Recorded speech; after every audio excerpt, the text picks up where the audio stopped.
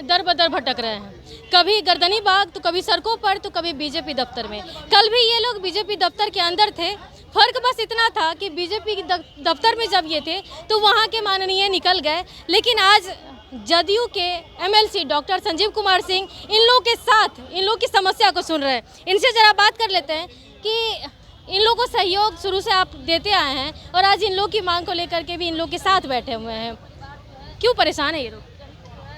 देखिए, एक शिक्षक प्रतिनिधि के रूप में मैं इनकी पीड़ा को भली भांति जान रहा हूँ और मेरे निर्वाचन क्षेत्र में 14 जिले पड़ते हैं और इन 14 जिले में जितने भी माध्यमिक, इंटर और डिग्री महाविद्यालय हैं जिनको वेतनानुदान दिया जाता है, या बहुत ऐसे गैर अनुदानित भी महाविद्यालय और विद्यालय हैं जिनको कुछ नहीं दिया जाता।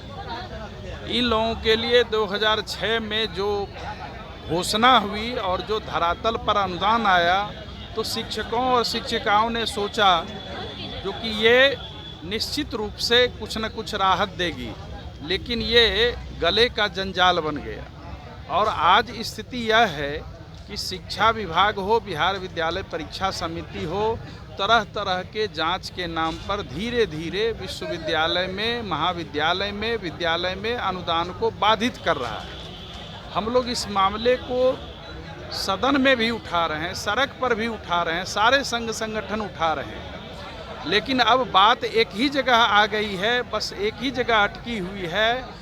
अनुदान जो परीक्षा फल आधारित है, इसकी जगह पर वेतन का प्रावधान किया जाए। कैसे करेगी ये सरकार को करना है।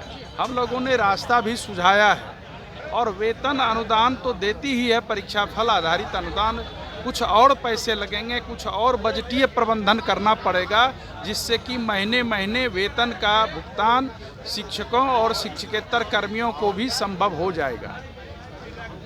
ये लोग कह रहे हैं कि लगभग 40 साल से काम कर रहे हैं, इन लोग को वेतन नहीं मिला। आखिर क्यों, क्या वजह थी सर कि वेतन नहीं? 40 साल से काम कर रहे हैं, लेकिन वर्ष 2006-07 में पहली बार वित्त रहित से वित्त सहित किया गया, लेकिन वित्त सहित करने के बाद भी जो उसकी सार्थकता थी, उस नीति की जो सार्थकता थी, उस नीति का जो फलाफल होता, वह शिक्षकों को और कर्मियों को कभी नहीं मिल सका।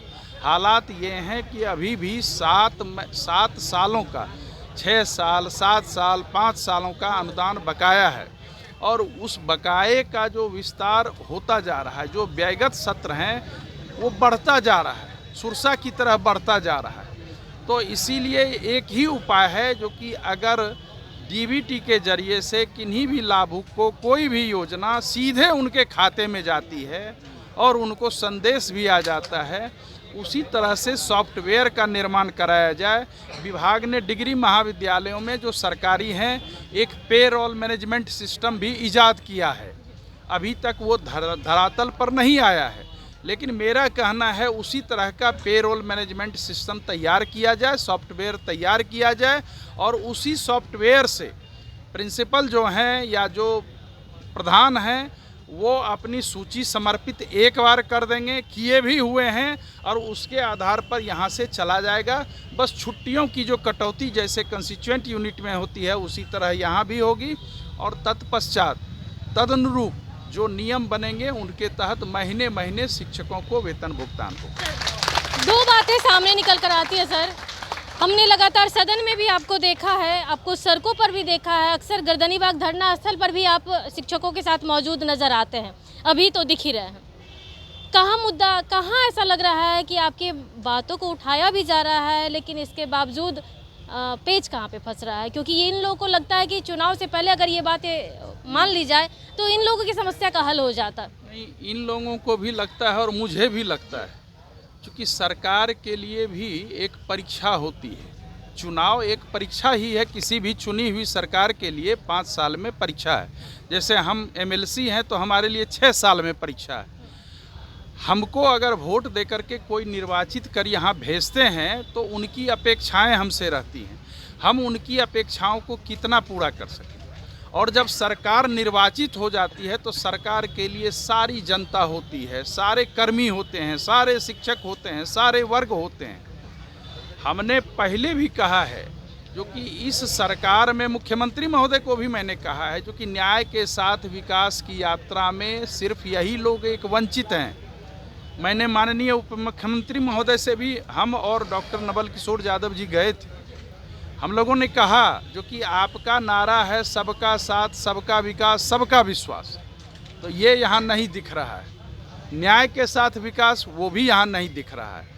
इस दोनों नारे के तहत इन शिक्षकों का भी जो शिक्षकों की जो मांगे हैं उनका वारा न्यारा इस बार होना चाहिए।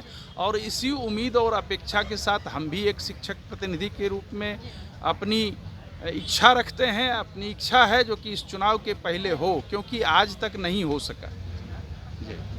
आप लोग यहाँ आए हैं, महिलाएं भी हमारे साथ कई सारी मौजूद हैं, इनसे कितनी उम्मीद है? बहुत उम्मीद है इनसे, नवल किशोर जी से और एमएलसी जो लोग हैं लोग, बहुत उन लोगों से बहुत ही बड़ा उम्मीद है।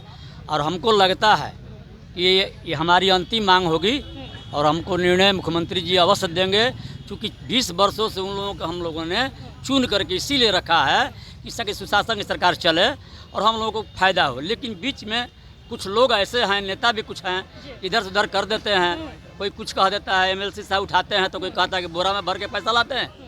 यही लोग कुछ लोग हैं गड़बड़ सड़बड़ कर रहा है, लेकिन मुझे उम्मीद है कि कुछ ना कुछ होगा। चुनाव से पहले होगा जी। कुछ लोगों को जो भी अनुदान मिला है, कुछ कॉलेज 227 कॉलेज है पूरे बिहार में, मात्र आपको 175 कॉलेज को ही मिला है और कॉलेजों को इसलिए नहीं दिया गया है कि आपका एफिलिएशन नहीं था।